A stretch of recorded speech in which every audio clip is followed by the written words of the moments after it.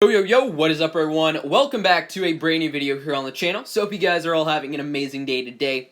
And I'm gonna bring back the series that I used to do back in the day. Just like basically random dragons, not in a particular order, just some of the like more important dragons in the game that I feel like a lot of people ask me how to rune. It'll be through, all different tiers, all, different types of dragons.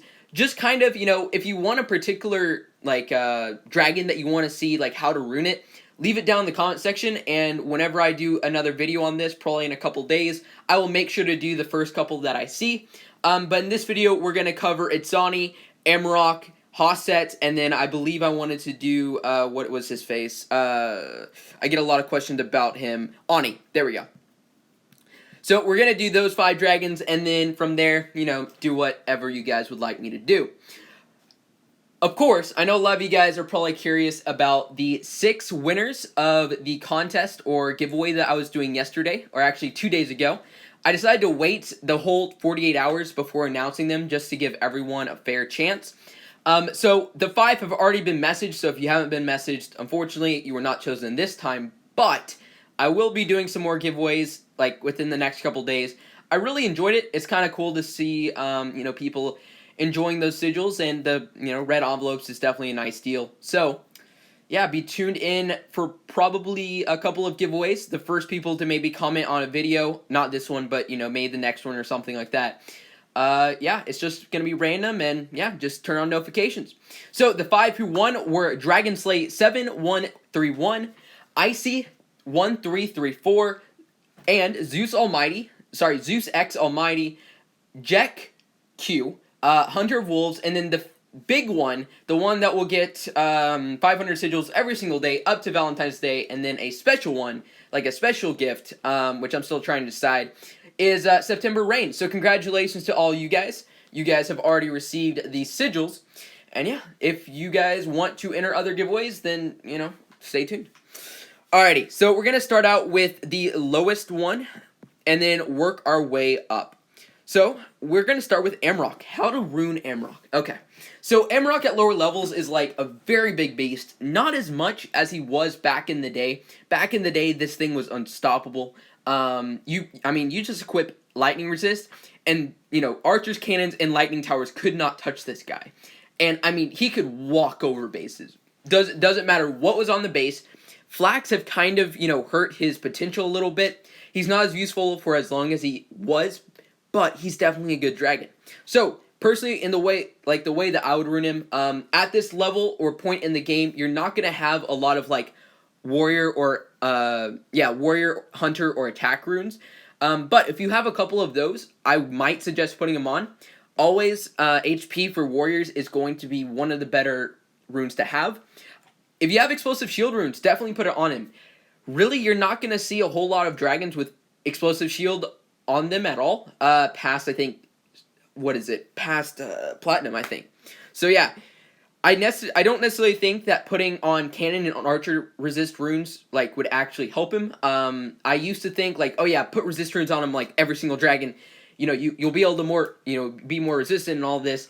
But in the end of the day, that 0.4% extra resistance is not as beneficial as, let's say, 4% HP, right? It's apples to oranges, but really it's that extra HP is going to be so much better for this dragon than the added resistance. So explosive shield runes, there are no runes for this cure poison, unfortunately, so that's not really an option. So explosive shield runes, and then archer resist or cannon resist, but not really would go for the HP or attack runes for Amarok.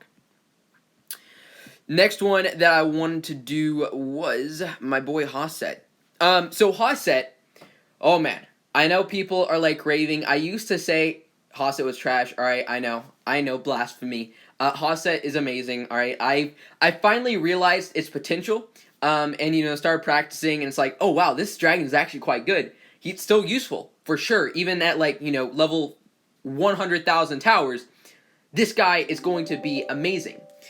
And really, it's pretty simple. For Hauheset, you just want rage runes. Mine is just complete rage runes, or runes that have the, have the rage modifier. So for example, where is he? There we go. If you go to my Hauheset, I have Epic Fireball, not because, by the way guys, Fireball does not actually affect this Fireball attack. It is only for the spell. This is not boosted by the actual Fireball rune.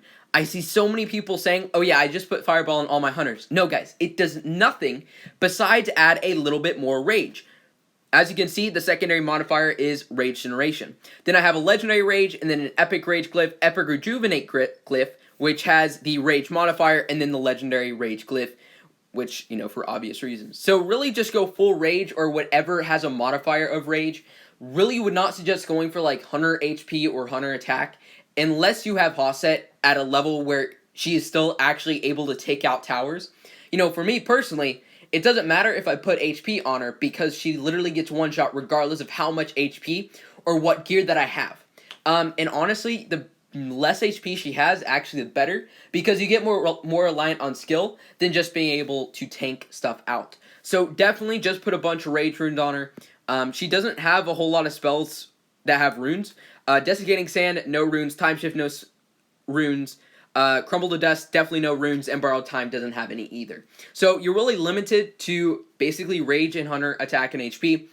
Screw Hunter, Attack, and HP, particularly for Hauheset, I would just go full Rage. Okay, so now on to Oni. Really would go for HP, especially because they changed it up a little bit, where now the Derisive Shriek deals damage based on the modified HP of the dragon. Before, it was just the base HP, which did not include runes or glyphs, runes, glyphs, or gear. So it didn't really matter, like, if you had a bunch of HP runes, which, besides, like, making it more tanky, obviously. But now that the Derisive Streak is also adding on to that HP that the runes, like, add to the base, it is extremely powerful, and it's still able to take out high-level towers. Really, HP is going to be the most beneficial for this guy, because just the more damage that Derisive Streak can do, the better. If you're able to, like, basically two-shot max towers with Oni, you're gonna be set for a while until level 80 towers come out. Probably next fort, I'm gonna say. But until then, I mean, Oni is still viable. I use him all the time, especially in Atlas, kind of like my Lazy Dragon, because it's just, you know, a white spell, basically one-shot to two-shot towers. It's kind of nice. Besides that, you know, you don't have any other, really, like, any other runes that will work on this guy. So, yeah, HP. Attack isn't terrible either. I know a lot of people were asking, like, do you want attack just so you're able to take out towers faster? Really, you're just going to be reliant on the Derisive Shriek. What I've noticed personally is when I'm defending my base, the only way, and I will say, by the way, Ani has never gone through my base if I'm defending, at least, ever. Like, at least since I put an Ice Flak on my kill island. Doesn't get very far, because I focused on HP with my gear, which you should do, by the way, if you have not already. If you don't know why, check out my base building video. I explained it all there. So yeah, people say, you know, do attack. Really, he doesn't need it. You know, it's sure, it helps some, but in the end of the day, warriors do not a whole lot of damage anyways, so that, you know, 8% attack, or whatever the rune is for, it's really not going to do a whole lot, because he doesn't have a whole lot of attack anyways. So, HP definitely for Ani. Now, for Itzani. Ani and Itzani. Attack, ammo, rage. I would say, in order, like, from priority, I would say ammo first, then rage. Sorry, ammo, then hunter attack, then rage. The reason why I say maybe not necessarily rage is because of this bloodlust. If you fly Itzani well, alright, and I'm not saying I'm the best flyer in the world, but I do think that I have a little bit above average ability with Itzani. Check out my videos if you want to, you know, see some of the way that I fly him. But if you come up to an island, the first thing that you should be sanding is the Blue Mage. And what the Blue Mage does is it resets the cooldown on Bloodlust, which gives you an extra rage. So you don't really have to worry a whole lot about rage, as long as you can get one rage. That's all you need. Because then you can use, like, Shadow Strike, and then it just kind of works out. This dragon synergizes so well spell-wise, it's amazing. Definitely the best dragon in the game currently, besides maybe Cert, but, you know, Cert's been nerfed, and apparently you can't one-shot towers anymore. So yeah. So you don't need rage. Rage doesn't hurt, but the ammo allows you for whenever you come out of Shadow Strike, because you can't sand every single tower on an island. There's going to be a couple towers that are not taken out or sanded, so whenever you come out of the Shadow Strike finally, like you'll see in my videos that I do, normally 2 towers are unsanded. If your Itzani is not high enough level to be able to take out those 2 towers before they kill you, you are going to get screwed over really quickly. So the 2 ways to increase his ability to take out those towers is adding ammo, which gives him like a couple extra taps whenever you're like, spamming down those 2 towers, and Hunter attack.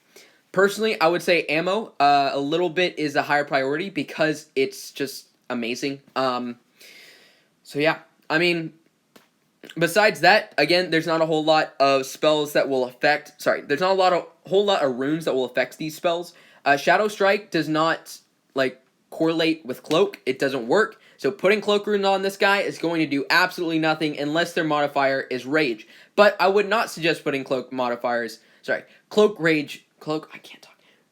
on this guy anyways, because now we have Empyrean Dragons with Cloak. So save it for them. But yeah, hope you guys enjoyed and answer some questions. I get emails about how to rune those 4 dragons in particular a lot. So hopefully this helped you guys out.